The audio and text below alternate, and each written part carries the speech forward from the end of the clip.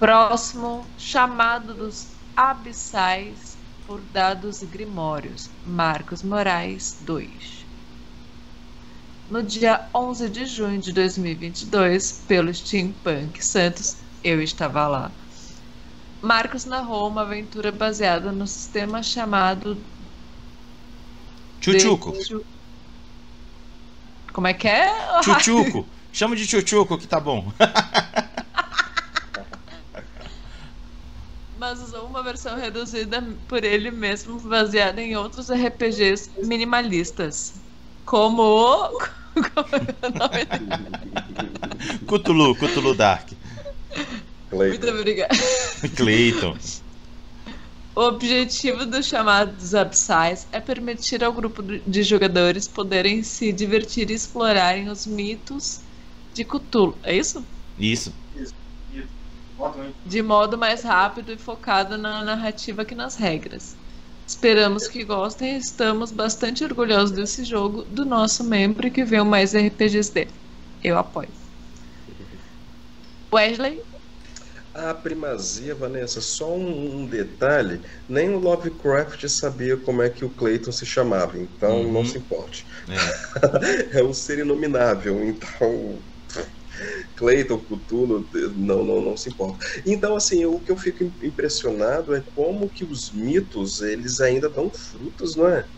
Eu fico impressionado com isso, como que ainda se produz tanta coisa. Nós tivemos o sucesso estrondoso do que foi o financiamento coletivo e também o RPG do Jovem Nerd, que é sobre o Cthulhu e tudo, mas claro, é evidente que a gente está se comparando a uma mídia muito grande, que é o do Jovem Nerd, né, que é o Nerdcast e tudo mais. Mas mesmo assim, eles não se cessam. Eu fico impressionado como que os mitos, não somente de Cthulhu, mas todos os mitos inomináveis,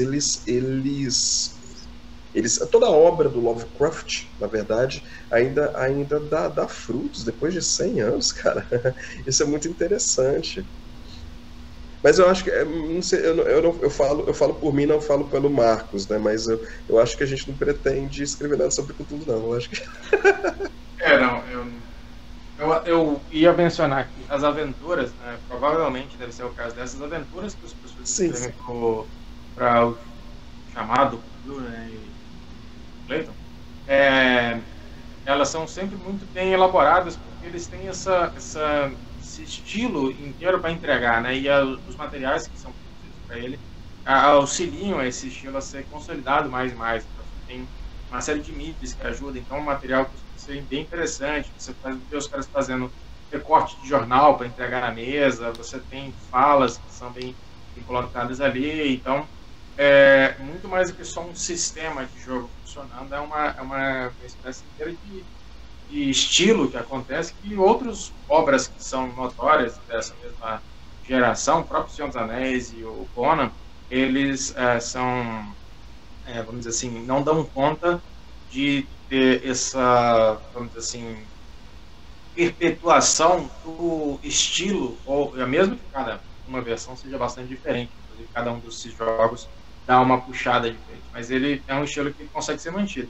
E além do jogo do Jovem Nerd, teve o financiamento coletivo da 101 Games, que é a herança de Cthulhu, e também teve um bastante sucesso, que está ali numa perpetuação desse estilo. Mas como a produção das aventuras em particular, são aventuras que são muito bem, tem muito material para se inspirar, que elas fazem esse tributo muito bem feito.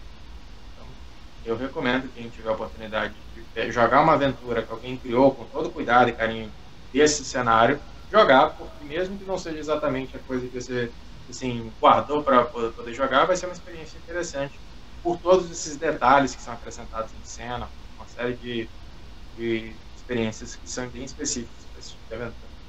O Marcos falou da 101. Olha o Espírito Santo tocando aí, velho. Nossas conterrâneas aqui, entendeu? L. Jefferson ali e... Jefferson. Bem, eles acabaram de fazer um excelente financiamento ali no Quest não, For the Quest, e mandaram muito bem.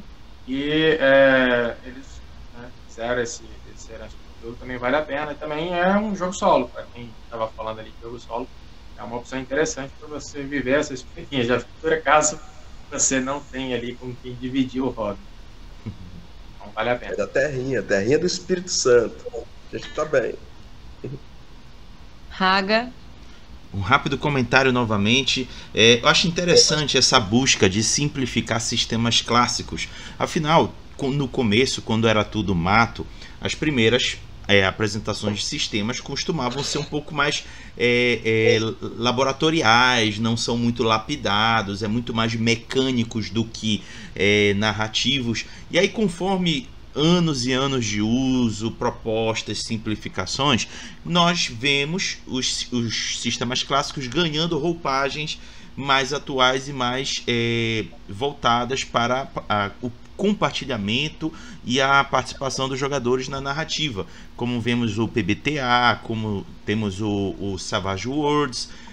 Nada contra os clássicos, mas é natural haver evolução, e aí a gente vê o autor aqui do chamado do Abissais buscando simplificar chamado de Cthulhu, que é um dos também sistemas clássicos do RPG, que é lá atrás, eu acho que foi a década de 80 que foi lançado o chamado. Se eu estiver errado me corrijam, mas eu acho que 80 para 90. Então é legal ver isso, e eu acho que a gente ainda vai ver mais evoluções ainda graças ao RPG Solo, que o RPG Solo está trazendo uma mecânica que até então não era tão explorada, que é a mecânica do oráculo. Eu acho que a gente vai ver outras evoluções em sistemas muito interessantes pela frente. Vai lá, Vané.